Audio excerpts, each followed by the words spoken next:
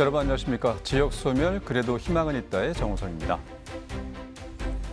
우리나라 인구 감소는 전례 없는 큰 위기에 직면해 있는데요. 전체 인구의 50.69%가 수도권에 몰려서 지역 소멸 역시 심화되고 있습니다. 그동안 정부와 지자체는 인구 정책에 있어서 상주 인구의 양적 확대에 주력해 왔다면 인구 감소 시대에 이 새로 등장한 개념이 바로 생활 인구입니다. 지역 소멸의 위기를 인식하고 그 해법을 찾기 위해서 준비한 특별기회 지역 소멸 그래도 희망은 있다. 오늘은 그 마지막 시간인데요. 생활 인구의 개념과 현황을 통해서 인구 유입과 강원도의 발전 가능성을 짚어보고 지역 소멸을 극복할 희망적인 의견들을 나눠보도록 하겠습니다. 오늘 함께해 주실 두 분 소개해드리죠. 먼저 강원대학교 객원교수이자 상지대학교 특임교수이신 류종현 교수 나오셨습니다. 안녕하세요. 네, 안녕하세요. 그리고 정영호 강원연구원 연구위원과도 함께하겠습니다. 안녕하십니까? 네, 안녕하십니까? 네, 오늘 두 분 좋은 말씀 부탁드리고요. 지역 소멸 그래도 희망은 있다. 오늘은 네 번째 시간으로 앞선 방송에서 강원의 지역 소멸 현황과 저출생, 또 고령화 대책, 그리고 청년 정책에 대해서 살펴봤습니다. 이외에도 뭐 두 분 지역 소멸 주제에서 꼭 다뤄야 하는 키워드는 이것이다라고 생각하시는 것이 있는지 또 그 연유에 대해서도 설명해 주시죠. 먼저 연구위원님. 네, 제가 생각하는 키워드는 먼저 유입이라고 할 수 있습니다. 유입이요. 네, 어떻게 보면 저출산 고령화로 인해서 인구의 자연 증가를 실질적으로 바라는 것은 어려운 상황에 있습니다. 제가 유입이라고 말씀드린 부분이 우리나라 인구 구조상 앞으로 장래를 본다고 한다면 중장년층의 인구가 더욱더 증가할 것으로 예상되고 있습니다. 예. 중장년층 인구는 실질적으로 경제에서 차지하는 비중이 가장 큰 세대이기 때문에 경제력이 가장 높습니다. 따라서 우리가 보통 청년층의 인구 유입을 많이 논의를 하고 있지만 네. 중장년층에 대한 인구 유입은 좀 많이 하지 않는 부분이 있습니다. 따라서 어떻게 본다면 중장년층의 유입은 즉 강원도의 인구 유입으로 이어질 수 있지만 근본적으로는 강원도의 경제 활력도를 조금 더 높일 수 있는 가장 큰 부분이라고도 생각할 수 있을 것 같습니다. 네, 인구 유입을 짚어주셨는데 교수님은 어떤 주제를 또 다뤄야 한다고 보시는지요? 저는 이제 유입도 이제 중요한데 이제 관계라고 말씀드릴 수 있는데요. 예, 그 생활 인구, 뭐 관계 인구, 정주 인구 이게 아마도 이제 관계 속에서 어떻게 머무르냐 하는 것이 상당히 예. 이제 중요하다고 할 수 있는데 인구가 얼마나 여기에 사는 것도 이제 중요하지만은 어떻게 이제 그 지역에 머무느냐 그런 정책의 전환도 네. 상당히 중요하다라고 볼 수 있는데 그게 아마도 이제 생활 네트워크다 저는 이렇게 말씀드릴 수 있고요. 네. 특히 이제 생활 네트워크를 하다 보면 그 지역의 이제 생활 인구를 이제 활력을 어떻게 해서 그 지역의 정책을 활력화시키기 위한 하나의 모델을 어떻게 이제 만들어가느냐가 또 상당히 중요한 하나의 네. 그 생활 인구의 정책에서 하나의 중요한 지역 정책의 하나의 모델로서 가져가는 것도 하나의 관계를 구성하는데 하나의 큰 요소다 이렇게 볼 수가 있겠습니다. 네. 지속 가능한 지역을 만들기 위해서 정주 여건 개선 또 인구 유입 대책 등 지역 실정에 맞는 전략이 필요한데요. 오늘은 새로운 인구 개념과 강원의 희망적 미래를 주제로 해서 두 분과 함께 하겠습니다. 본격적인 토론에 앞서서 최근에 새롭게 등장한 인구 개념이죠. 오늘 많이 등장할 텐데 이 생활 인구에 대한 이해가 필요할 것 같습니다. 생활 인구는 인구 감소 지역 지원 특별법에 따라서 기존의 주민등록 인구뿐만 아니라 외국인과 통근, 통학, 관광, 휴양, 업무 등의 목적으로 특정 지역을 방문해서 체류하는 그런 인구까지 포함한 개념을 말하는데요. 체류 인구는 일일 3시간, 월 1회 이상 지역에 방문하는 경우 지역의 실질적인 활력을 높이는 사람까지 지역 인구로 보고 있습니다. 그렇다면 실제로 이 강원을 방문한 타 지역 사람들 생활 인구에 대해서 과연 어떻게 생각하고 있을까요?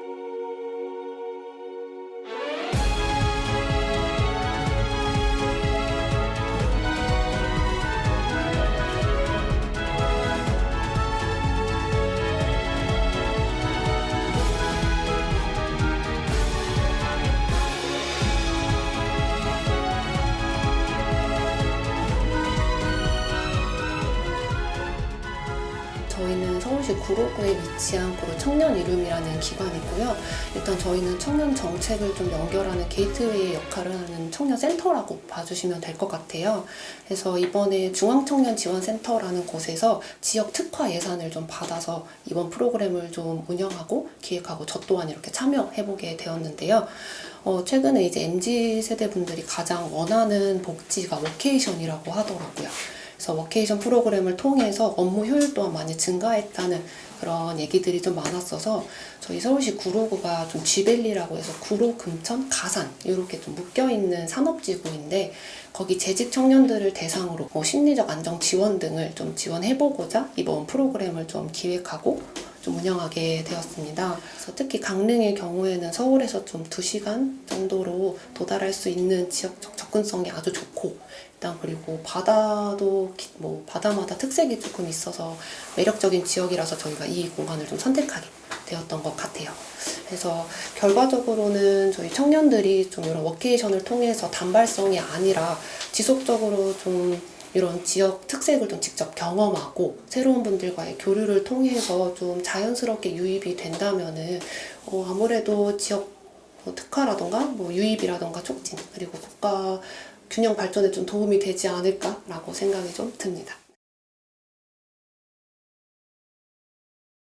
저는 저기 동대문구 쪽에서 왔거든요. 3박 4일 동안 베이션을 참여했는데 일도 하고 또 휴가도 즐기면서 돈도 벌고 또 강원도에서 돈도 쓰고 아주 일석이조의 경험을 할 수 있었던 좋은 시간을 보내고 가게 되는 것 같습니다. 네. 아무래도 이제 관광으로 오게 되면은 이제 유명한 곳만 딱딱 찾아서 가게 되잖아요. 근데 이제 워케이션으로 오다 보니까 관광에만 치중하지 않고 뭔가 조금 쉼에도 비중을 두다 보니까 이제 지역을 좀 더 숨은 명소도 지역의 숨은 명소를 좀 더 찾아볼 수 있게 된 것 같고, 근데 이제 로컬 맛집들도 이제 좀 더 찾아볼 수 있게 되어가지고 그냥 관광으로 왔을 때보다 좀 더 특색 있는 관광을 하게 됐던 것 같습니다.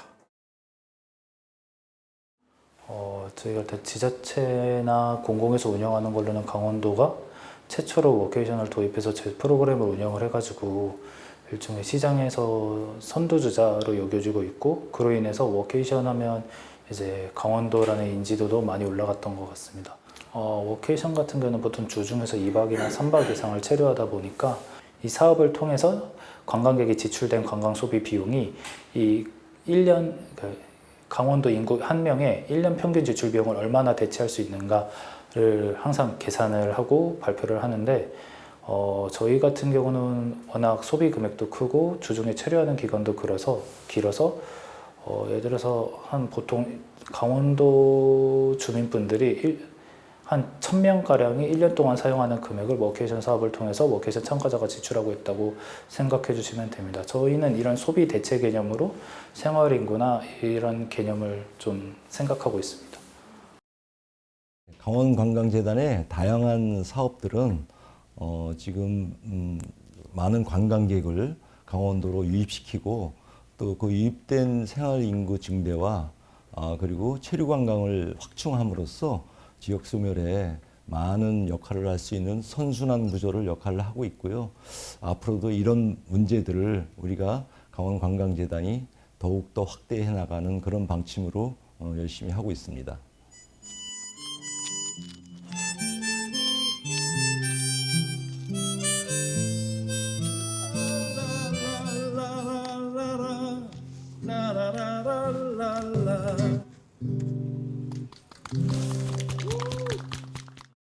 그나마 춘천은 문화생활이 좀 되잖아요. 여기는 시골에서 진짜 겨울잠을 자야 돼요. 그냥 문화센터도 겨울에는 운영을 안 하시고, 그러니까 그런 게 되게 불편해요. 그래서 군인 가족들은 오히려 다 외부로 빠지는 편이거든요. 젊은 분들은. 그냥 젊은 분들 시내에서 보기 진짜 힘들어요. 이렇게 활성화가 되면 홍보가 되고 지역 상권도 이렇게 상품권으로 대단해서 지역 상권도 살아날 것 같고 긍정적인 효과는 굉장히 많을 것 같습니다. 이거는 이제 좀 더 홍보가 되고 그러면 지금은 좀 어떻게 보면 캠핑장 짜기들은 소규모긴 한데 더 많은 사람들을 유입할 수도 있고 홍보가 잘 된다면 더 커졌으면 좋겠어요. 이 축제가 더 많이 커졌으면 진짜 좋겠어요.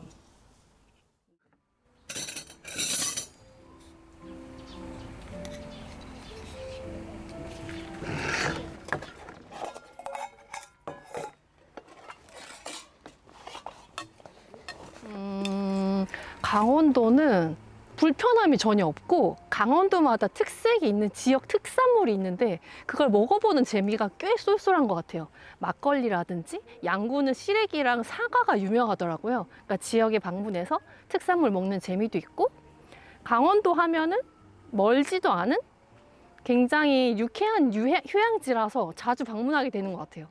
뭐 부산이나 대구 이런 데 갈 땐 사실 큰맘 먹고 가게 되긴 하는데 여기는 멀진 않아서 홍천이나 평창 특히 이제 곧 겨울이잖아요. 스키 시즌이 있기 때문에 자주 가게 되고 아무래도 좀 그 지역에 대해 제2의 고향 같은 그런 느낌이 없지 않아 있는 것 같아요. 네, 워케이션 참가자도 있고 캠핑 크리에이터도 있고 이 강원도를 찾는 방문객들의 생활 인구 관련 인식에 대한 영상을 이어서 보고 오셨는데 수도권 거주민들에게 강원도의 인기는 아무튼 상당해 보이는데요. 교수님 영상 본 소감 어떠신지요? 예, 뭐 보시는 바와 같이 이 강원도가 제2의 고향이라고 표현하는 예. 분도 계시고요.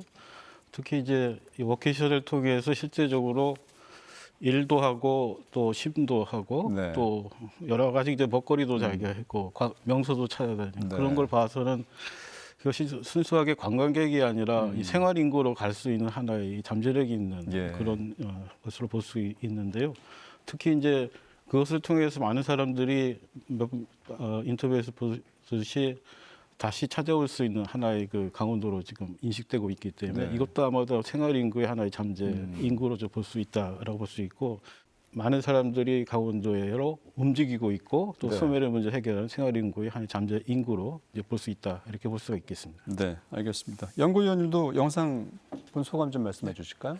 안 그래도 마지막에 나왔던 캠핑 크리에이터 분의 의견이 제 네. 주위 지인들도 상당히 그런 경우가 상당히 많이 있거든요. 어느 정도 처음엔 강원도에 관심이 없었는데 한두 번 오다 보니까 강원도의 매력을 느끼고 사실 강원도에 살고 있는 저희들도 매력을 느끼지 못하는데 오히려 외부 사람들이 강원도의 매력을 느끼는 경우가 더 많다고 느꼈습니다.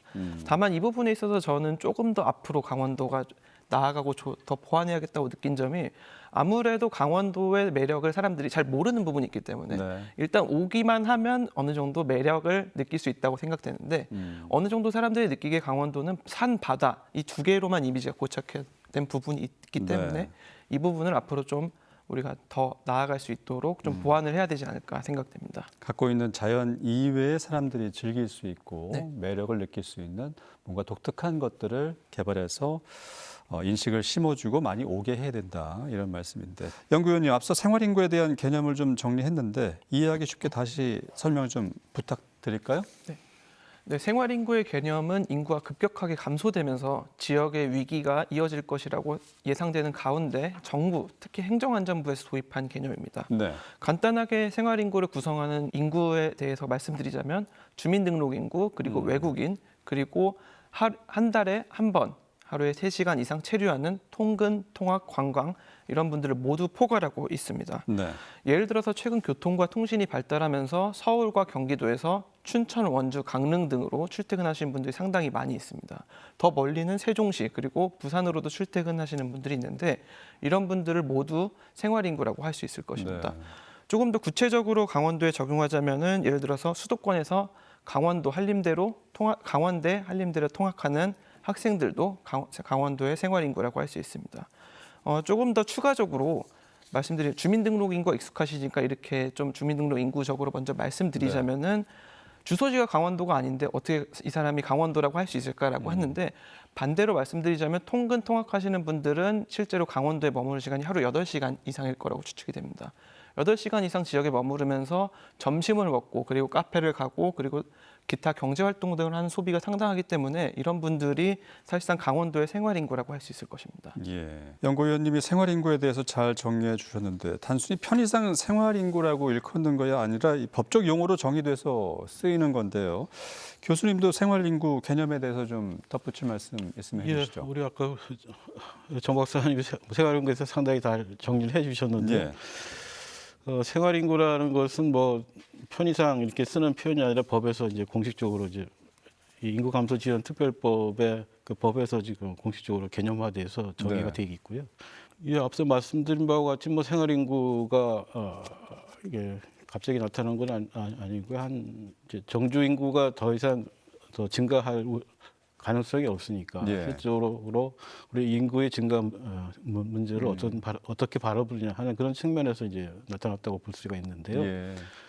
이제 한 10년 정도 이렇게 거슬러 올라가면 2010년대 초반 정도에서 보면 아까도 말씀드린 것 같이 이 살고 있는 사람들보다 이 왔다 갔다 하는 여러 가지 주거 활동 인구가 상당히 많다. 이게 우리가 이제 지역 정책이라든지 도시 계획에서 그런 사람이 많으니까 이 상주 인구 정책으로서는 그 문제를 나타나는 현상을 해결할 수 없다. 네. 그래서 좀 더 생활 인구의 개념이 좀 더 진전됐고요. 두 번째는 일본에서 나타나는 이 관계 인구를 통해서 생활 인구로 변해서 실제로 정주 인구로 가는 여러 가지 패턴들이 발생하고 있더라. 그래서 그런 문제들이 이제 생활 인구로 좀 이렇게 논의가 분과되고 있고, 네. 그래서 정부가 이제 그것을 생활 인구로 좀 법제화시키고 또 어떻게 생활 인구가 숫자로 잡힐 것인가 하는 것들을 시범적으로 좀 해봤는데, 예. 그게 2023년도에 이렇게 했습니다. 그래서 강원도는 이제 전국의 시범 지역 중에서 강원도 철원군을 대상으로 철원이. 했는데요. 실제적으로 보면 이제 철원 지역이 이제 군사 지역이기 때문에 그 부서관이 상당히 많기 군인 가족이 때문에 많죠. 군인 가족이 많고 여러 가지 생활 인구의 그 패턴이 어떻게 형성돼 있는가를 이제 봤더니 실제적으로 인구가 4만 명 정도인데 한 3.5배 정도, 한 17만 명으로 이제 잡히는 그런 예. 현상이기 때문에 그런 것들이 강력한 현상들이 나타났고, 특히 어떻게 이제 활용되느냐 하는 것을 이제 보면 이 앞서 말씀드린 것 같이 도시계획이라든가 교통망에 설계하는데 이게 네. 생활 인구가 많이 적극적으로 지금 반영이 되고 있고요.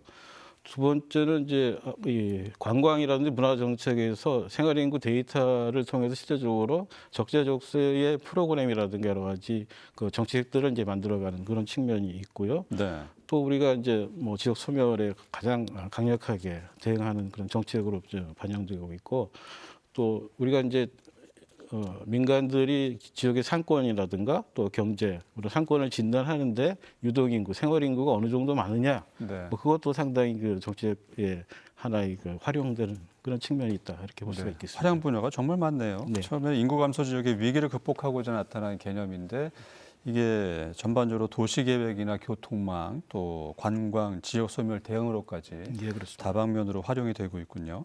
연구위원님, 그렇다면 생활 인구는 어떻게 추산되는지 궁금하거든요. 체류 인구를 뭐 집계하는 방법이 있습니까? 어떻습니까? 네, 생활 인구는 기본적으로 통신 데이터를 바탕으로 하고 있습니다. 통신 데이터. 네, 우리가 쓰는 핸드폰의 이동 통신 데이터를 바탕으로 하고 있는데요. 네. 먼저 간략하게 좀 설명을 드리자면은 우리가 핸드폰을 쓰면 이 기지가 기지국에 전달됩니다. 신호 체계를 통해서 이 신호 체계를 바탕으로 사람들이 어디로 이동하고 어디서 숙박하고 어디서 오래 머무는지에 대해서 네. 자료를 알 수 있는데, 이것을 주민등록 인구와 그리고 외국인 등록 인구와 결합해서 기명화된 자료를 결합해서 사람이 실질적으로 저라는 사람이 이 지역에서 숙박하고 이 지역에서 생활한다, 이렇게 시간을 기반으로 추정을 하고 있습니다. 네. 그리고 조금 더 추가적으로 말씀드리자면은 초기에는 생활인구 데이터가 이동통신사를 바탕으로 구체적인 수치까지만 제공됐지만 이것이 좀 더 통계가 보완되면서 카드사와 제휴를 하면서 신용카드 데이터를 바탕으로 실질적으로 지역의 소비를 얼만큼 하고 있고 그리고 체류인구의 소비 비중이 얼만큼 되고 이런 자료들을 좀 더 발표가 추가되면서 더 깊게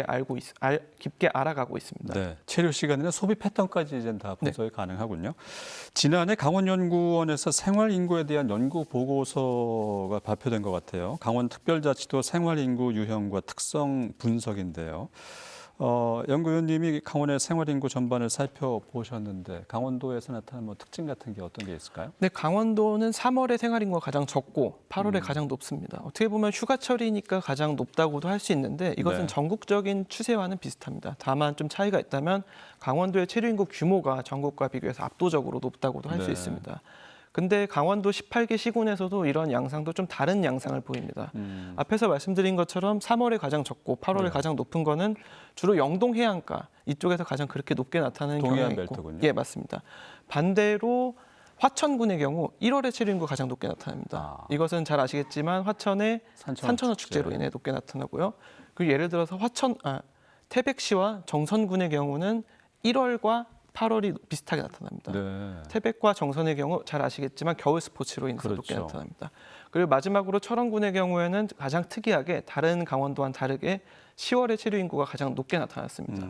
이 이유가 무엇인지 한번 살펴보았는데 대체적으로 수도권 분들이 철원군을 많이 방문하게 되는데 이유가 고석정 축제가 상당히 유명해졌고 네. 그리고 유네스코 생태지질공원으로 인해서 가을철 수요가 상당히 증가해서 철원군의 경우에는 10월에 체류 인구가 가장 높게 나타났습니다. 네. 이처럼 생활 인구도 강원도를 보면은 18개 시군이 다 동일한 것이 아니고 지역별로 특색이 상당히 다르게 나타나는 것을 알 수 있습니다. 네. 연구원이 앞서 저출생 고령화에 대한 주제를 얘기할 당시에 강원도로 지적된 점이 광역 점일 구조였는데 이렇게 지역이 넓다 보니까 사실 강원의 특성을 하나로 정의 내리긴 좀 어려워 보입니다. 통상적으로 강원도는 영서와 영동, 폐광지와 접경지 4개 권역으로 그동안은 나눴잖아요. 근데 연구위원님이 이거보다 생활과 문화권이 훨씬 더 다양하다면서 새로운 인구 권역을 설정해야 한다고 제안을 하셨는데 이 내용 좀 이 시간을 통해서 자세히 설명해 주시죠. 네, 강원도는 역사적으로 본다면 이미 오랜 시간 동안 영동 영서 지역으로 많이 분류가 됐습니다. 예. 그리고 1950년대를 기반으로 봤을 때 6.25 전쟁이 발발하면서 이제 접경 지역권이 이렇게 하나가 분류가 되었고 예. 그리고 석탄 산업이 부흥하고 그리고 쇠락하면서 폐광 지역이 새로 등장하였습니다. 네. 다만 이런 4개 권역으로 분류를 해왔는데 예를 들어서 영서 지역에서도 접경 지역이라고 했을 때 철원군과 인제군은 상당히 다릅니다. 실질적으로. 그리고 똑같은 동해안이라고 했을 때도 양양군과 삼척시는 상당히 문화와 생활과 사람들의 생각도 많이 다르기 마련입니다. 네. 따라서 이런 점에 있어서 같은 지역이라고 하더라도 모든 게 같은 권역으로 묶이더라도 다르기 때문에 저는 이제 6개 새로운 권역으로 분류를 좀 제안을 해봤습니다. 네. 제가 6개로 분류한 이유는 기본적으로 4개의 권역을 바탕으로 그리고 사람들이 실질적으로 생활권이 어디로 형성되고 어디로 모이는지를 좀 구체적으로 반영했다고 할 수 있습니다.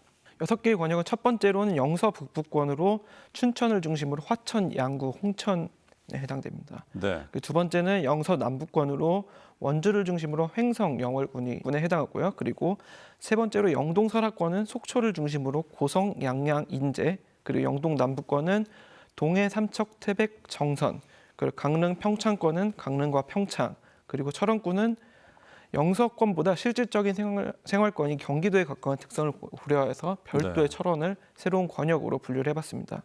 결국 이렇게 6개의 권역을 분류한 것은 지역별로 파편화된 사업을 따로 이제 묶어서 네. 좀 효율적으로 운영할 수 있는 방안을 제안한 것입니다.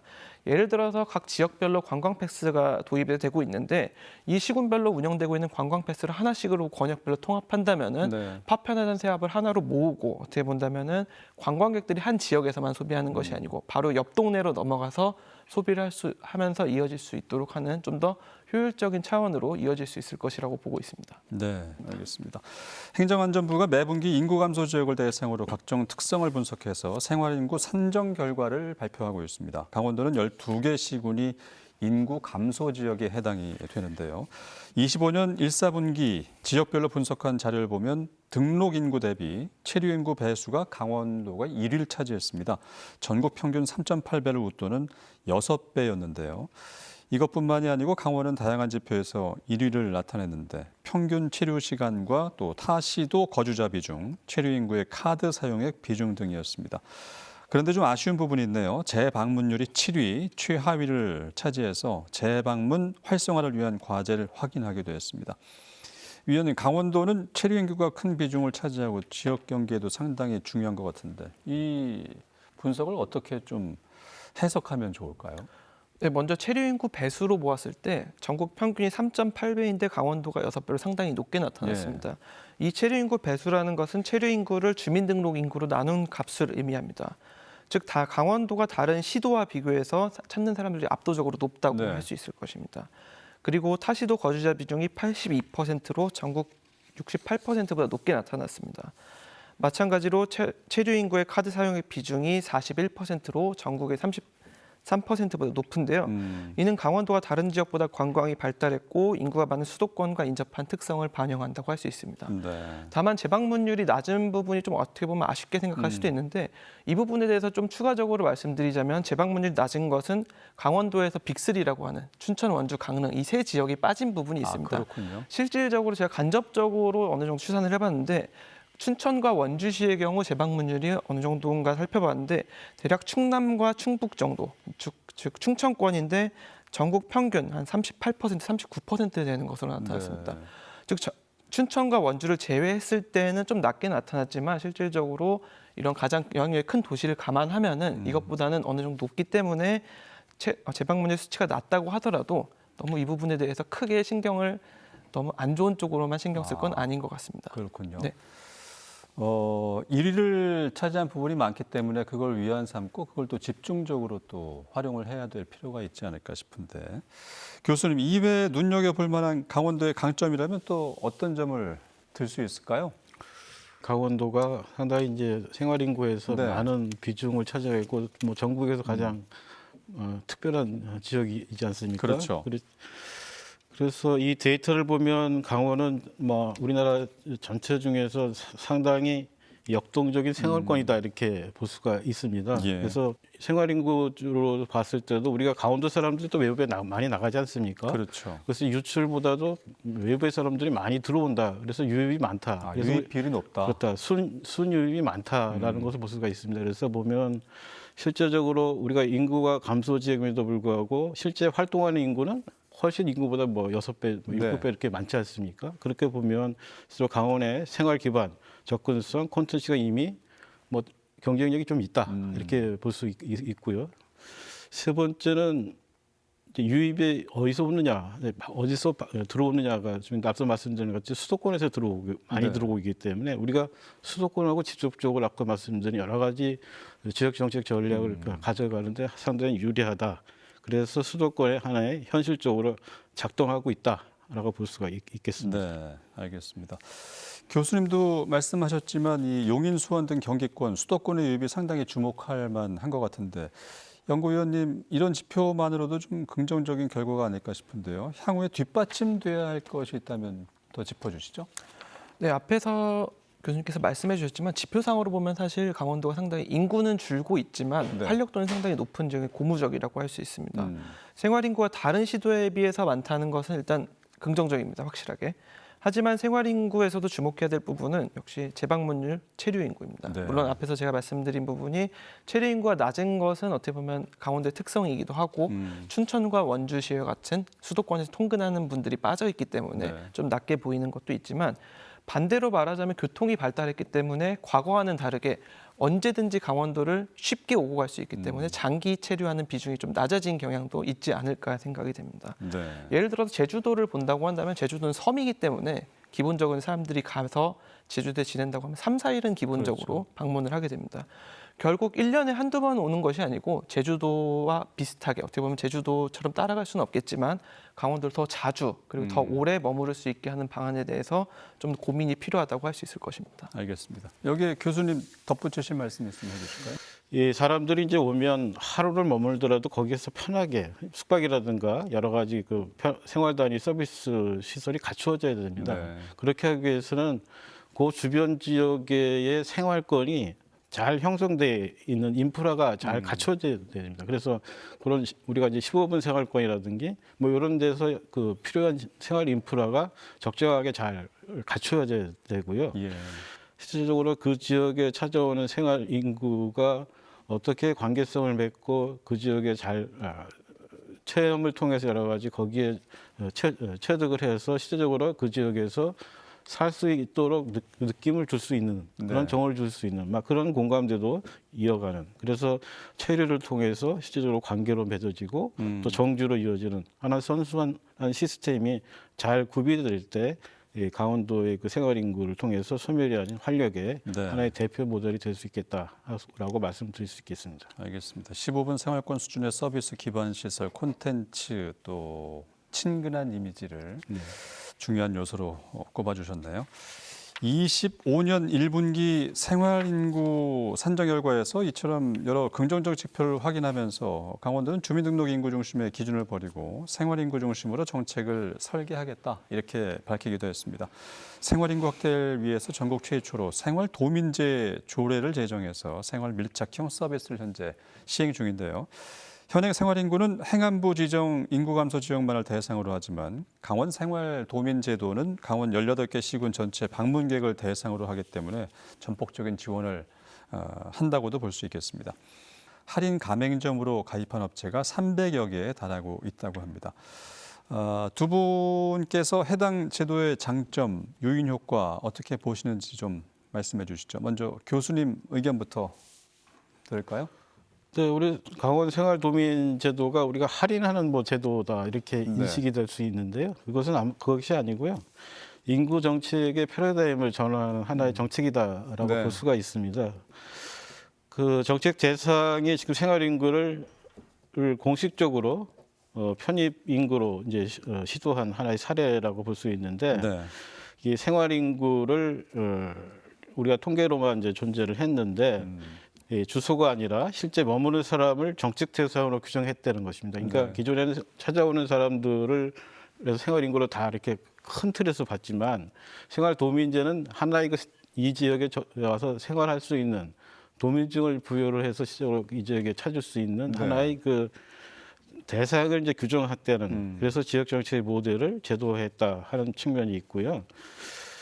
두 번째는 이제 그런 유입을 촉진하고 또 체류를 또 확장시키고 관계 형성이라는 구조적 정책 효과를 갖고 있다라고 볼 수가 있는데 이게 무슨 말이냐면 이 생활 도민이 어느 지역, 특정 지역에 오면 그 지역에 머무는 것이 아니라 전체 강원도 시군에 전체적으로 같이 생활의 도민으로서 같이 활동할 수 있는 여력이 되기 때문에 300여 제휴처에서 동일한 혜택을 받는다는 그런 장점이 있다라고 볼 수 있고요. 그래서 광역 통합형 인센티브 구조라고 볼 수가 있습니다.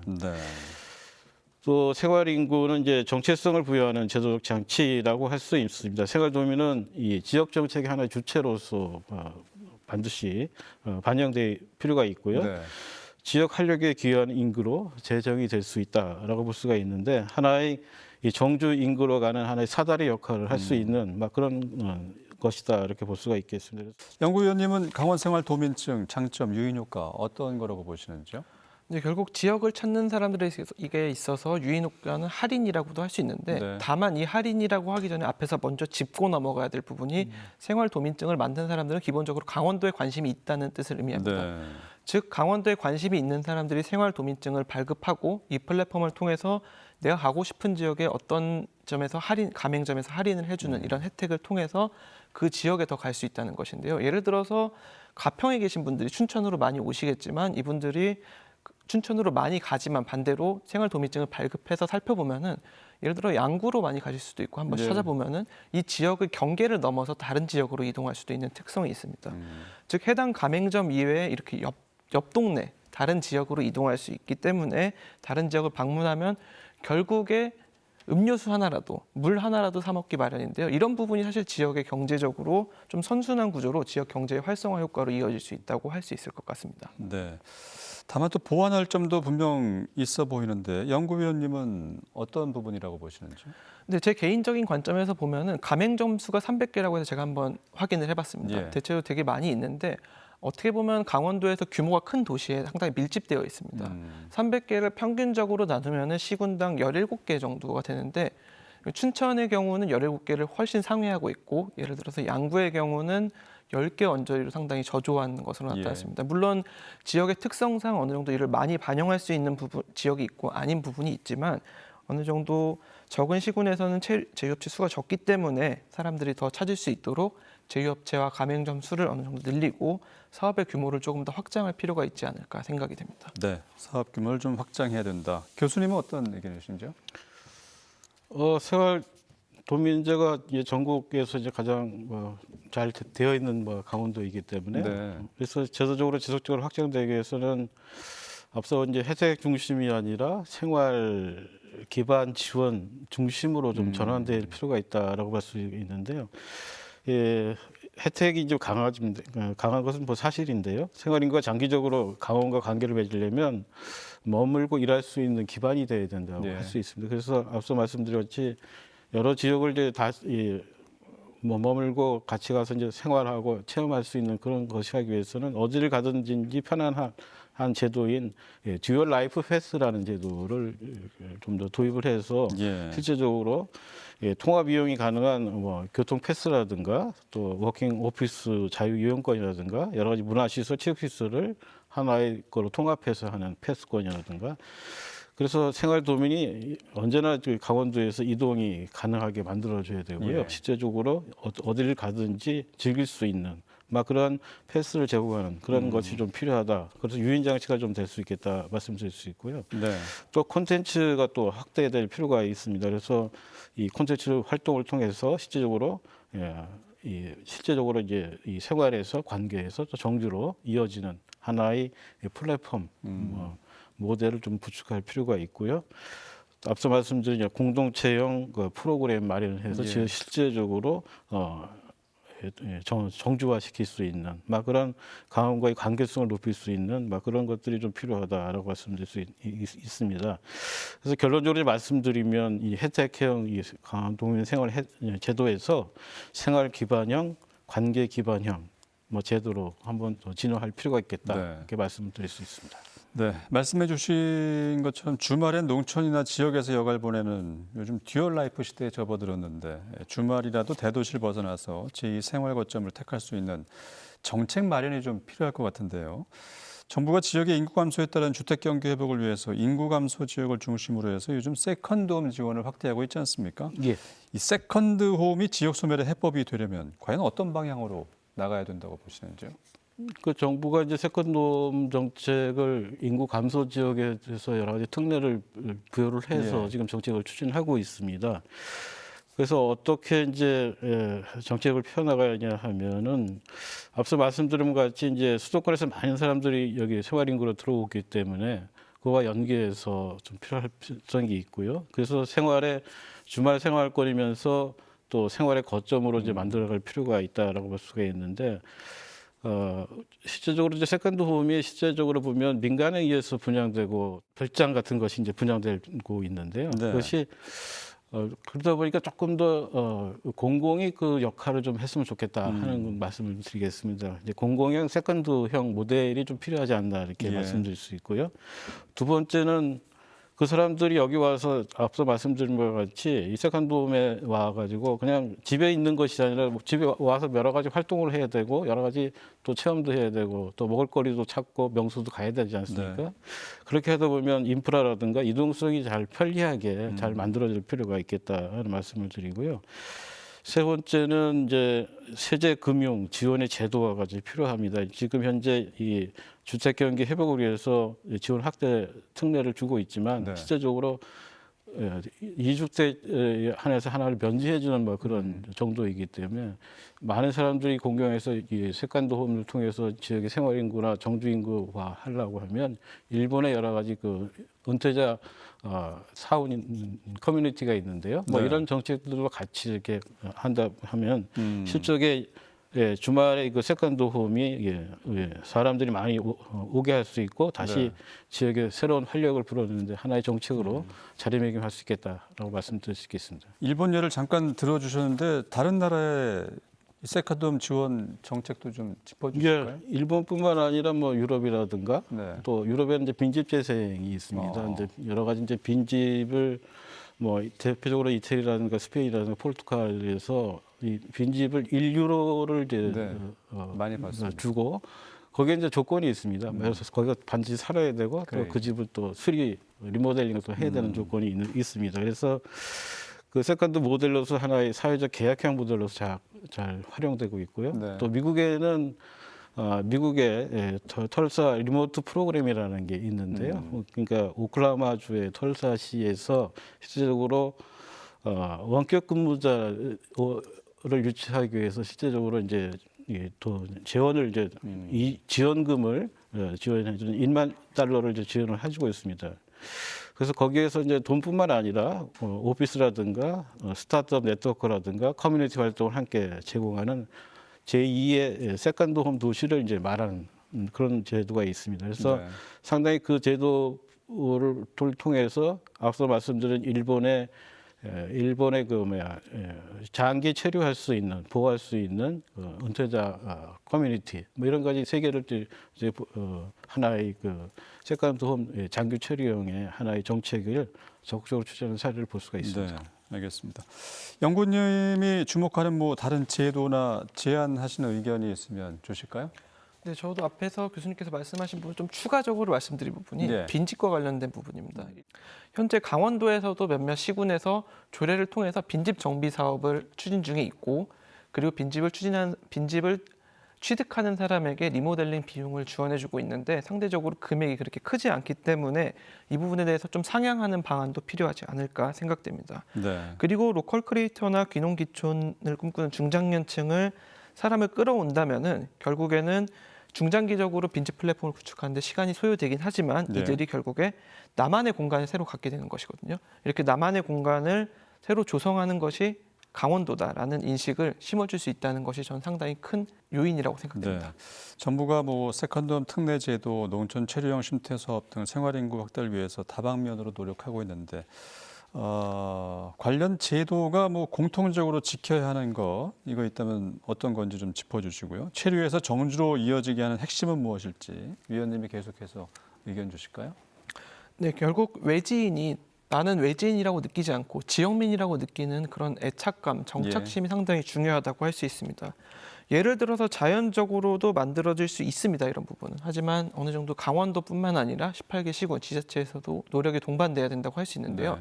예를 들어서 귀농귀촌을 하시는 분들이 보통 1, 2년 정도 이렇게 시도를 하다가 많은 분들이 장벽에 부딪혀서 귀농귀촌을 포기하고 다시 살던 도시로 돌아가신다고 합니다. 이러한 이유는 무엇이 있을까 봤는데 대체적으로 어떻게 본다면 터세일 수도 있고 네. 그리고 어떻게 본다면 지역에서 내가 필요할 때 농사를 짓는다고 하면 어디 가서 이런 물을 끌어올 수 있는지 이런 안내 등이 부족하다고 할 수 있습니다. 즉 1, 2년 차에 귀농귀촌을 포기한다고 했는데 반대로 말하면 3년 동안 집중 관리를 해준다고 하면은 네. 지역에 대해서 자리 잡을 수 있다고 실제로 분석하는 연구 결과가 있습니다. 우리도 어느 지역에서 실제로 이사를 했을 때 1, 2년 동안은 내가 이 지역민이라고 느끼지 못할 수도 있지만 3년, 4년 차가 되다 보면은 이 지역이 내 생활의 새로운 터전으로 자리 잡게 되기 때문에 예. 강원도와 18개 시군에서는 어느 정도 중장기적으로 단기적으로 1, 2년 케어하는 것이 아니라 3, 4년 넘어서 이렇게 사람들이 자리 잡을 수 있도록 네. 관리를 해주는 방안이 필요하다고 할 수 있을 것 같습니다. 네, 알겠습니다. 최근에 행정안전부가 인구 감소 지역을 지방 인구 활력 지역으로 전환해서 이 지역 소멸의 새로운 대응을 알리기도 했는데 용어의 전환에 따른 의미 이건 어떻게 해석을 할 수 있을까요? 그 행정안전부가 우리나라의 국가 균형 발전 전략의 하나의 그 역할을 하는 그 네. 지역인데요. 그동안에 이제 그 인구 감소 지역을 하다 보니까 또 소멸의 문제, 하여튼 부정적인 문제가 이렇게 발생을 했습니다. 그래서 네. 뭐 그런 것도 있겠지만 실적으로 우리나라의 국가 균형 성장 전략을 펴가는 데 있어서 인구 감소 지역보다도 실제적으로 활력적으로 이제 바꿔넣어서 실제로 성장의 개념으로 이제 전환하는 하나의 국가적인 인구 재정 정책이 균형 성장 중심으로 재설계하는 하나의 네. 출발점이다 이렇게 볼 수가 있는데요. 그래서 이제 보면은 부정적 프레임의 정책에서 주로 이제 감소 관리 중심 뭐 이런 표현이 있습니다만은 네. 말씀드린 바와 같이 이제 활력, 잠재력, 기회라는 그 중심으로 보겠다는 하나의 정책적인 선언이고요. 그래서 이 앞서 말씀드린 이제 지방 소멸 대응 기금을 통해서 인구 감소 지역의 여러 가지 재정 지원 정책을 이제 폈는데 국가가 이제 균형 성장 기금을 통해서 실제적으로 이제 광역 단위 정책으로 이제 펼쳐가는 하나의 정책의 패러다임의 전환이 이제 아마 예상되고 네. 있기 때문에 인구 활력 지역이라는 정책적으로 이제 바뀌어가는 그런 추세가 있다라고 볼 수 있고 그것은 아마도 아까 저 말씀드린 5국 3특과의 연계성이 분명히 있다라고 볼 수가 있습니다. 그래서 예. 인구 활력 지역이라는 것은 이 명칭이 지원받는 대상이 아니고 앞서 말씀드린 것이 국가 성장에 기여하는 지역이다라는 하나의 정책적인 패러다임 전환이다 이렇게 볼 수가 있겠습니다. 네, 알겠습니다.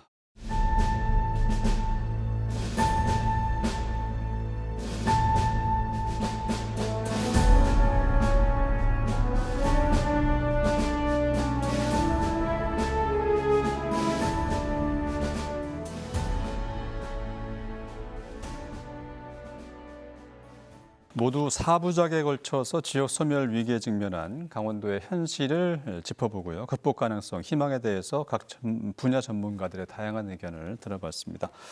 자, 끝으로 위기지만 그럼에도 희망은 있다는 메시지, 긍정적인 좀 인식에 대해서 두 분의 지원과 마무리 말씀 들어보고 싶은데요. 먼저 연구위원님부터 말씀해 주실까요? 네, 지역 소멸은 지역이 없어진다는 것을 의미하는 뜻이기도 합니다. 네. 어떻게 보면은 지역의 인구가 감소하면서 그동안 사람들이 살던 지역이 없어진다는 것인데요. 근데 이것을 반대로 생각하면은 새로운 공간이 만들어진다는 것을 해석할 수도 있습니다. 예를 들어서 사람들이 살지 않는 땅에 새로운 산업을 유치하고 그리고 새로운 회사들을 끌어올 수 있다면 이 회사들 자체가 결국 직접적으로 경제 활동을 하지 않더라도 법인세를 상당히 낼 수 있기 때문에 지역의 경제의 활력으로도 이어질 수 있을 것입니다.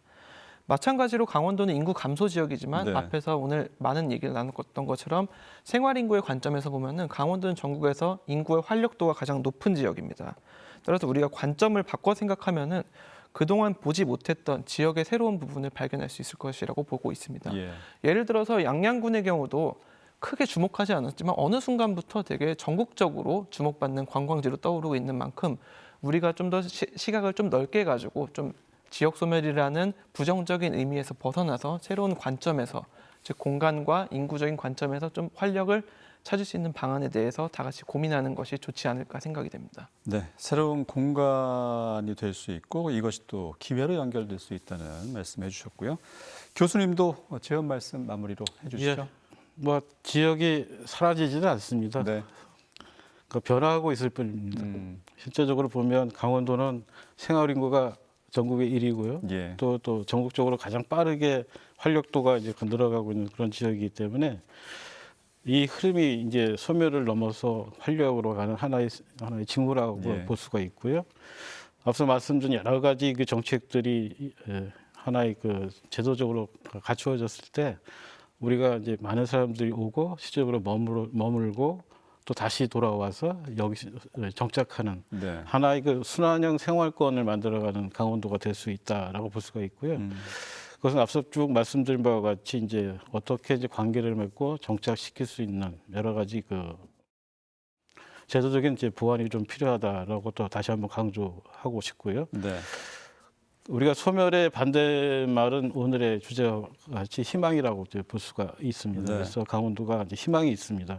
그래서 지금의 변화를 가장 먼저 희망을 갖기 위해서는 강원도가 대한민국 균형 성장의 모델이 될 수 있도록 우리 꾸준한 노력이 필요하다라는 말씀을 드리겠습니다. 네, 오늘 두 분과 함께 다양한 얘기 나눠봤습니다. 지금까지 강원대학교 개원교수이자 상지대학교 특임교수 류종현 교수 또 정영호 강원연구원 연구위원과 함께했습니다. 오늘 고맙습니다. 네, 수고하셨습니다. 감사합니다. 네, 인구 소멸, 지역 소멸 위기 극복은 어느 한 가지 정책만으로 해결할 수 없는 정말 복합적인 과제가 아닐 수 없습니다. 일자리, 주거, 복지 등 근본적인 정주 여건을 개선해서 대한민국 어디서나 살기 좋은 지역을 만든다면 어떨까요? 결국 어디에서 사느냐보다 어떻게 행복하게 살아갈 것인가, 이것이 가장 중요한 삶의 지표겠죠. 강원특별시도와 지역을 살아가는 모두가 함께 고민하고 함께 노력하고 있는 지금 우리는 분명 위기를 극복하고 희망을 발견할 수 있다고 생각합니다. 지역 소멸, 그래도 희망은 있다. 그동안 시청해 주신 여러분 고맙습니다.